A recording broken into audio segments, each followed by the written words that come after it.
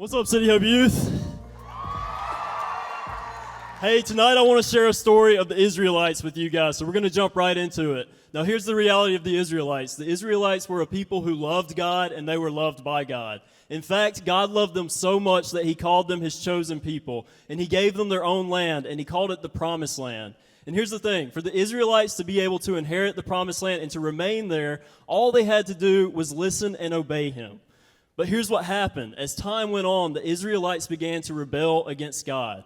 And as they rebelled against God, they found themselves growing further and further away from them. You see, the proximity between them and God became so great that one day God did the unthinkable. And he kicked the Israelites out of the Promised Land. You see, he had a group of people called the Babylonians who came in and they captured the Israelites and they took them back to Babylon.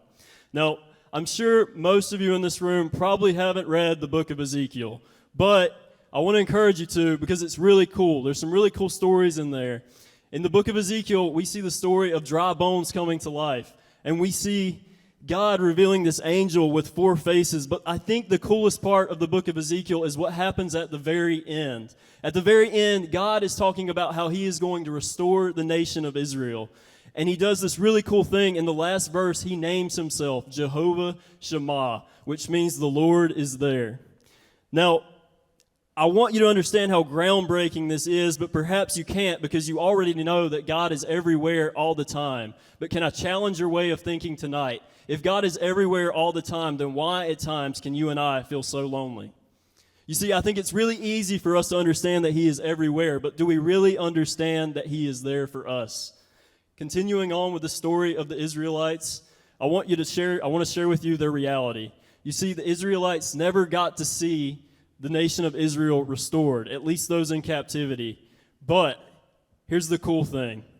Though the Israelites didn't see the restoration of the land with their physical eyes, the promise that God made for his presence to be with them had not changed. And what I want you to know about the promises of God is that he doesn't make a promise that he doesn't intend to keep. You see, here's what was going on in those years where the Israelites didn't hear from God and they felt like he was silent. He was at work. He was still there, and he was working on their behalf. And like I said, God is someone who keeps his promises. And so in Matthew 1:23, we see another of God's promises being fulfilled. Scripture says, "Behold, the virgin shall conceive and bear a child, and they shall call him Emmanuel." God is with us. Tonight, I believe there are some of you who showed up. And maybe you're getting close to giving up on God. But what I want you to realize is that in God's silence, he was preparing a way for the Savior. And so he is there. And I want you guys to be reminded that even though you may not feel like it, even though maybe you have lost the camp high, even though you may feel like the bullies in your brain just won't let up, he is still there. Regardless of how you feel, nothing can change the promise that he has made to be there with you. He is still Jehovah Shammah, working on your behalf. He is still Jehovah Shammah, never leaving nor forsaking you. I want to talk about a time where I felt super, super alone. And even the thought of waking up would overwhelm me. I was eaten up with comparison, and I felt like the whole world was against me. And I would call out to God, and it felt like he just wasn't there. It felt like he never heard me. Yet when I look back, I see that he was there, that he was working. See, what he was doing was he was establishing relationship with me. He was humbling me to a place of genuine, authentic worship where I had to acknowledge with my mouth the promise of the presence that he had made to me. And I had to show him how desperate I was for it. And in that time, the Lord gave me this verse, and I want to share it with you tonight. It's Isaiah 43, verse 2, and it says, "When you go through deep waters, I will be with you. When you go through the rivers of difficulty, you will not drown. When you go through the fires of oppression, you will not be burned up. I am the Lord your God." City Hope Youth, I want to encourage you tonight to not let the enemy fool you into believing that God has given up on his promise to be with you. Regardless of how he shows up or how you feel, his promise still stands. If you look around the room tonight, it's pretty obvious that it's Christmas. I found this really interesting thing about Christmas. See, it's supposed to be this time where we're reminded of the promise of the Messiah, of the promise of Christ. And yet, when I looked, 55% of those surveyed would say that they feel the most hopeless and the most lonely during the Christmas season. And if I had my guess to imagine why that is, I would say it's because we become hyper aware of what we don't have versus what we do have. And we can become fixated on what there is, what we've lost versus what there is to gain. City Hope Youth, I want to remind you tonight that the greatest gift that you could ever receive is here in this place. The loving, perfect presence of a perfect Father is available to you. The psalmist says, "Where can I go from your spirit, or where shall I flee from your presence?" He is Emmanuel, God with us. He is Jehovah Shammah. He is there. But I want to caution you guys of the story of the Israelites. You see, presence is found in proximity. Yet in proximity, you can call out on the name of God in full confidence, knowing that He will be there and you are never alone. Thank you.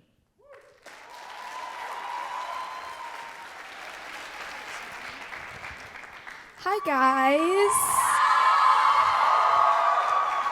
Okay, for those of you who don't know, my name is Reagan, and I get to talk to you today about Jehovah Shalom. Now, for those of you who don't know what that means, or maybe you just know about that name because we sing that song at church, and it's an amazing song. And what it talks about is that the Lord is our peace. Lord is our peace. And so I want to talk about situations where I felt that I needed His peace, and then also how we can obtain that peace. And so for those of you who don't know, I have an older brother who's currently 27 years old. And he's in the Army. And so right now he's serving in Iraq. And if you know anything about what's going on in the Middle East, you know that it's a lot of chaos, there's a lot of violence, there's a lot of danger, and just no peace at all. There's a lack of peace there. And there was one day I was sitting in my car, and I started to really, really miss my brother. And I started to worry about him. And I started worrying to the point of tears. I started getting so preoccupied about, what is he doing? What does work look like now? Is he safe? Does he feel safe? I started worrying about all these things. And in that moment, the Lord met me right in my car, and He told me, I need you to pray for him more than you're worrying about him. And when I started thinking about it, I had started focusing on my problem more than I was focusing on my God. And when I focused on my problem began to get elevated above God, and it made my problem seem so much bigger than my God. But what happens is when I put my focus back on the Lord, then I remember who He is, and I remember that He is greater than that. And I remember that He is Jehovah Shalom because He is my peace. And so if we look at Isaiah 26:3, it says, "You keep in perfect peace those whose minds are steadfast in you because they trust in you." And what had happened in that moment is that I lost focus of God.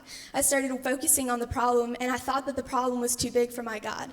But I needed that reminder that, no, that problem is not too big for my God because my God is greater than the problem. So I can walk confidently through the storm, knowing that my God is my peace, and I can rest in that. And that was so powerful for me. But if you catch the second part of the verse, it says, because they trust in you. So not only do we need to put our focus on the Lord, but we also need to trust in the Lord. And if you think about relationships, whether it's friendship, dating, any kind of relationship, if there's no trust in that relationship, you aren't going to feel any peace. And in the same way, in a relationship with the Lord, if there's no trust in that relationship, you're going to feel lack of peace. And there's no other explanation for it besides that trust. And so recently this week, I had to remind myself that I trusted in God. I started getting so worried about something at work. It was something silly, but I started getting worried. And then I had to remind myself, I was like, wait, but I trust in God. So I have no reason to fear because my God is greater than the problem. And I think sometimes, too, we think that our problems are too big to give to God, that we back away and we shy away from giving Him our all. And I think that we do that with anxiety sometimes, and I know that anxiety is a big issue, and I'm not diminishing that. But I know that my God is bigger than that because my God conquered this world. And so we can rest in that. In Isaiah 55:22, Psalms 55:22, it says, "Cast your cares on the Lord," or take your problems to the Lord. He will take care of you. He will never let His own people fall. And in that same situation, it's like we start to drown in our cares. We start to drown in our problems. We start to drown in our fears. But once we put our focus back on God, everything begins to change. Because remember who truly is in charge. And if you think about it too, Since the Lord is so much bigger, he is worthy of it all. And so we don't need to try and take control of everything in our area, because if we give it back to the Lord where it rightfully belongs, he can restore that peace in our hearts. And as I said earlier, this world is lacking peace. It's a big issue, which means that there's a need for peace. And since Jesus is our perfect peace, there's a need for Jesus in this world. And it's so good because we have the answer to the peace, and the answer is Jesus. And so we get to share that with everyone around us. But maybe you're here today and you're like, yes, I understand that this world needs peace, but Reagan, I also need that peace. And let me tell you today that peace that's available to you today. And it's not just available on a Sunday morning or a Wednesday night. That's available to you every single day, every single moment, even in your car, even in your room. You can experience the peace of God. Because like Hayden just said, the Lord is near. He's right here. And even in this holiday season, some people are lacking that peace, and it may be because you don't have your family with you. But the Lord is so near, and he is that source of peace. So we can walk confidently through our life knowing that he is our peace and he will never let us fall. Thank you.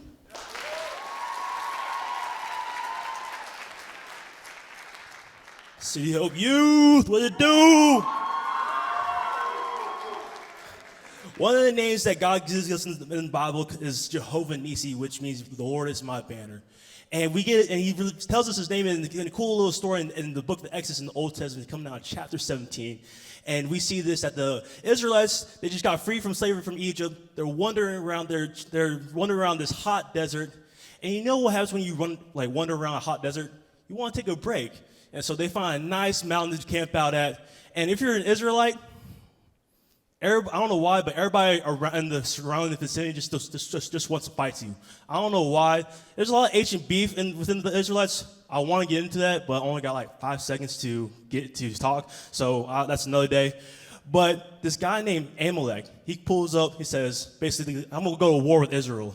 And Moses is like, all right, because, walking through the hot desert, and now they got to deal with this guy. I was like, okay, all right, cool.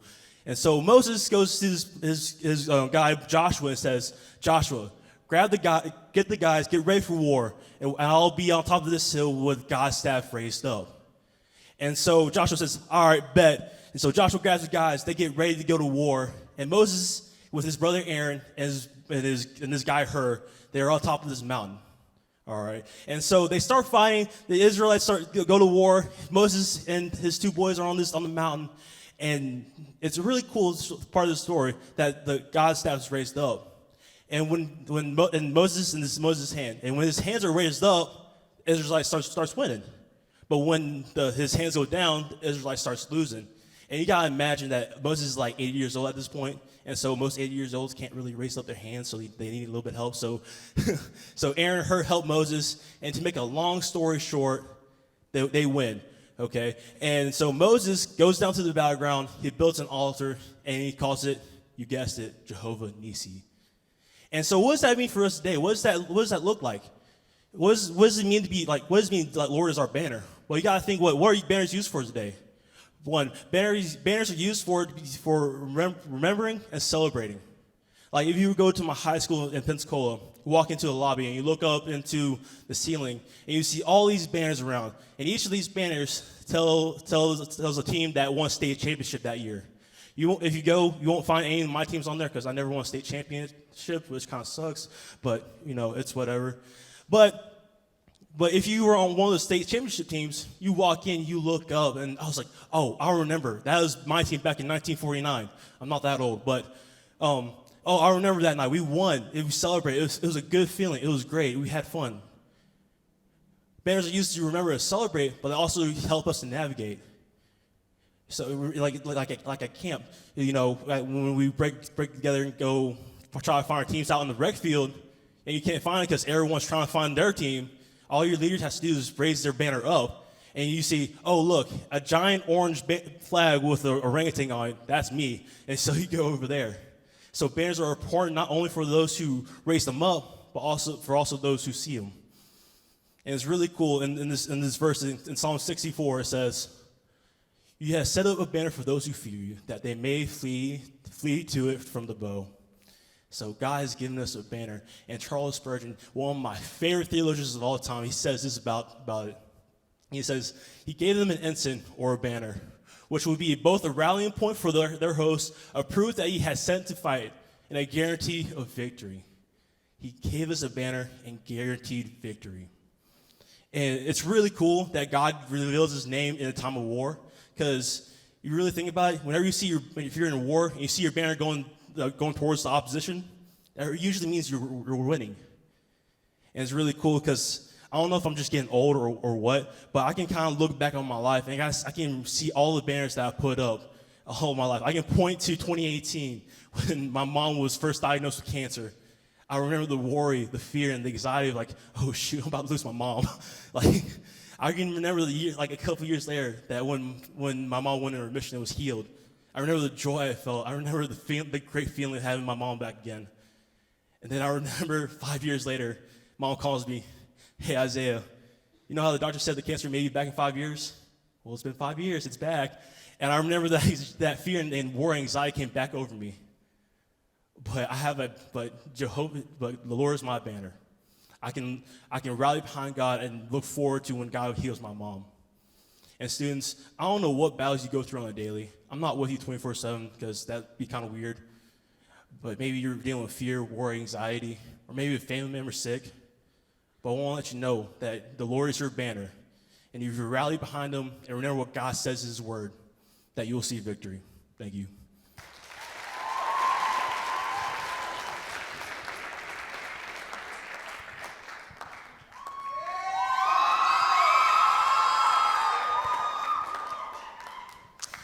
Jehovah Jireh, the Lord will provide. I love this name for God, but if I'm going to be honest, when I first came into the faith and really found Jesus, this was a hard one for me to really accept. See, I was really independent as a child. I was one of those stubborn kids. We may have some of these in here, right? But I never wanted to admit when I needed help. I wanted to do everything by myself. I never wanted to go to mom and dad or whoever else and admit that I needed help with something. But as I came to know the Lord, I realized that having God as my provider gives me so much peace and trust in this relationship. And we learned this name for God, Jehovah Jireh, early on in the Bible in Genesis 22 with a story with Abraham and his son Isaac. And it's a long story. I'm not going to get into it all today, but I'll give you a little bit of the Cliff Notes version. And in this story, Abraham is tested by God.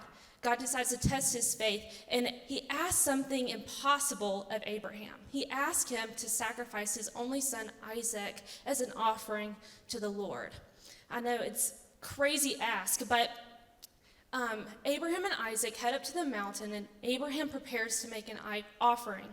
But just as he's getting ready to prove his faithfulness, God steps in and provides a ram for the sacrifice. And to mark this moment, Abraham calls this space on this mountain Jehovah Jireh, meaning the Lord will provide. And Abraham was rewarded for his faithfulness. Have you ever been in Abraham's shoes of desperation? I can only imagine the thoughts that he was having as he walked up that mountain with his son. Or maybe you're like me and you don't like going to God with your problems. That was an issue for me. But God wants to be our Jehovah Jireh. He wants to provide for us. And there are a couple things that Abraham did in this story that I want to talk to you guys about tonight that opened up the door for God to provide in this situation. First, Abraham was humble. He recognized that everything that he had came from the Lord. This may be a little hard for us. You may say, Sarah Grace, well, everything I have kind of comes from my parents. But everything that we have truly does come from the Lord. And he not only provides for our physical needs, but he provides for all of our spiritual needs as well. He gives us so many things: peace, joy, rest, mercy, grace. The list goes on and on and on. But being humble means saying, God, I need you. God, I can't do this on my own. I need you in this situation.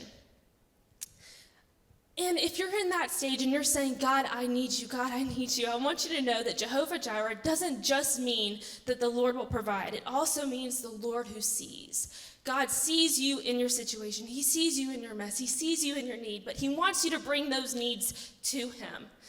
See, when we go to the doctor or medical provider, we don't just go into the doctor's office, sit down in the waiting room, and get up and leave and expect to be healed, right? No, that's ridiculous. We go into the doctor's office, we sit down with the doctor, we tell him our symptoms, and he gives something to help us make us better, right? In the same way, God wants us to come to him with our needs.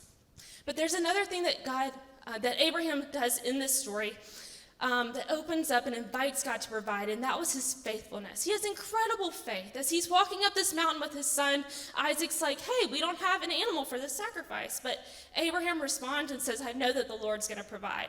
There was no way for him to actually know that, but he had such trust that God was going to come through in this situation. His faith was incredible. I love it when Jesus is speaking to us in Matthew 6 and talking to us about God's provision. And he says, see how the Lord provides for even the sparrows and dresses the lilies in the fields. How much more will he care for us, his children? Matthew 6:33 says, seek first the kingdom of the Lord above all else, and he will give you everything you need. My prayer for you, City Hope youth, is that you are filled with such childlike faith in God as your Jehovah Jireh. But there's one more thing that Abraham does in the story that I want to talk about tonight, and that was his obedience. I know we hate this word obedience, right? But obedience is actually such a sweet word, because I want to tell you that there is freedom on the other side of your obedience. God wants to be your Jehovah Jireh. I have seen him as my Jehovah Jireh, providing in so many different ways in my life. He's met my physical needs. He's met my spiritual needs. But it's always been on the other side of my yes. As I was preparing for this message, I felt compelled to read over a prayer journal from my first couple months of walking with the Lord. And this was such a dark time. Honestly, I didn't even want to open up the journal to read over these prayers because I just didn't want to bring up the memories of what was happening in my life during that time. But as I flipped through, God had asked a big move of obedience in this time of my life. And it was so cool to flip over the pages of the journal, a couple pages over, and see every single of these desperate prayers being answered by God. He was my provider of spiritual needs, of physical needs, and everything in between. And God wants to be that Jehovah Jireh for you. But he's asking something of you. What is he asking of you? Is there something that he's telling you to lay down at his feet? Is there something that you need to give up for him? Is there something that he has asked you to do? If you're in that desperation and you're saying, God, I need you in this situation. God, I need you to show up. God, I need you. I can't see what's next, but I need you here and I need you now. I would ask you, have you given him your yes?